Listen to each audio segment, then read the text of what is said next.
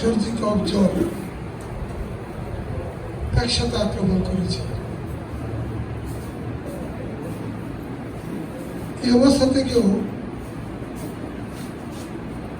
আমার আত্মীয়ের বিয়েতে যেতে হয়েছিল ধরা। সেখানকার কাজ সেরে এসে আপনাদের সঙ্গে উপস্থিত হয়েছি। একটু বিলম্ব হয়ে গিয়েছিল, আমি সেজন্য আপনাদের কাছে ক্ষমা চাই। গলাটা ভালো নয়, ভালোভাবে বলতেও পারছি না। ডানচিল আমার পরিচিত একটি সংগঠন, এর সাথে আমার পরিচয় অনেক দিন। ডানচিলের অনুষ্ঠানে কথা বলতে এসে আমি দেখলাম আমার বন্ধুরা, আমার ছোট ভাই স্বজনেরা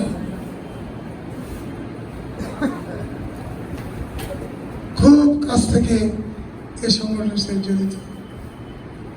উপস্থিত দেখলাম আমার বন্ধু জসিম, রবি, মুস্তাফিজুর বাসার ভাসানী, আব্দুল মান্নান, খোকা নামে পরিচিত, আমার মামা মানিক সহ আরো অনেকে। প্রিয় বন্ধুরা, কোন বিষয়ভিত্তিক আলোচনা নেই যে এই পয়েন্টের আলোচনা করব। আমি রাজনীতির মানুষ,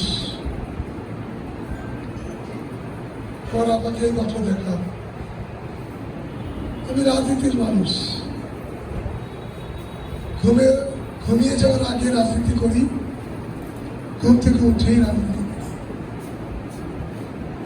পেশার সময়টায় পেশাতে কাজ করি, আর সকল সময় একটি মানুষ, একটি জীবন ইতিহাস, একটি চেতনার মানুষ আমাকে তাড়া করে ফেলে। সেটি হলো হাজার বছরের শ্রেষ্ঠ বাঙালি, জাতির জনক বঙ্গবন্ধু শেখ মুজিব। আমি যত পড়েছি তত তাকে জেনেছি, আমি যত গেয়েছি তত তাকে বুঝেছি, আমি যত সন্ধান করেছি তার মধ্যে নতুনত্ব পেয়েছি। এই কিছুদিন আগে সাবেক ছাত্র নেতা বাবুপ্রদু চূর্ণ তার সম্পাদনে একটি বই বেরিয়েছিল, সংকলন বেরিয়েছিল সুকাশ্রী। আমি সেখানে তিনটি প্রবন্ধ পেয়েছি। একটি প্রবন্ধ লিখেছেন ডক্টর ওয়াজেদ, বর্তমান প্রধানমন্ত্রী শেখ হাসিনা প্রয়াত স্বামী। আরেকটি লিখেছেন হুমায়ুন রশিদ চৌধুরী, বাংলাদেশের পররাষ্ট্রমন্ত্রী ছিলেন। আরেকটি লিখেছেন রাজনৈতিক নেতা তোফায়েল আহমেদ। তিনটি সম্পর্কে আলোচনা করতে যেতে পারবো না, শুধু বলবো ডক্টর ওয়াজেদ লিখেছেন, আমি এটা পরে স্থির থাকতে পারি। বঙ্গবন্ধুর মৃত্যু হল, বঙ্গবন্ধু শহীদ হলেন, জার্মানিতে ছিলেন শেখ হাসিনা। সেই কয়েকটি দিনের কাহিনী তিনি লিখেছেন। কে কি আচরণ করলো, কে কি বললো, কে কিভাবে বঙ্গবন্ধু হত্যার পর শেখ হাসিনার সাথে আচরণ করলো, সেটা তিনি লিখেছেন। এক জায়গায় লিখেছেন, একজন বড় আমলা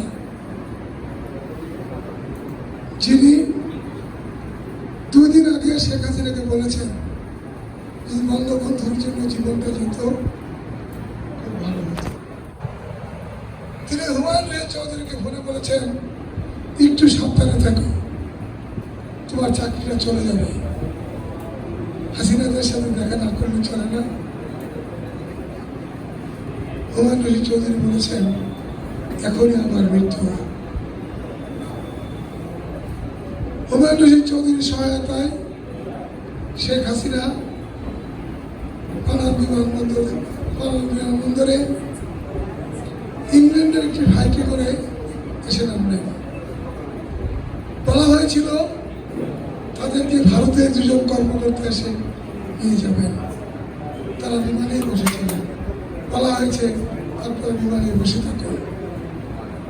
30 মিনিটের অধিক সময় চলে যায়, বিমানের এসি বন্ধ হয়ে যায়।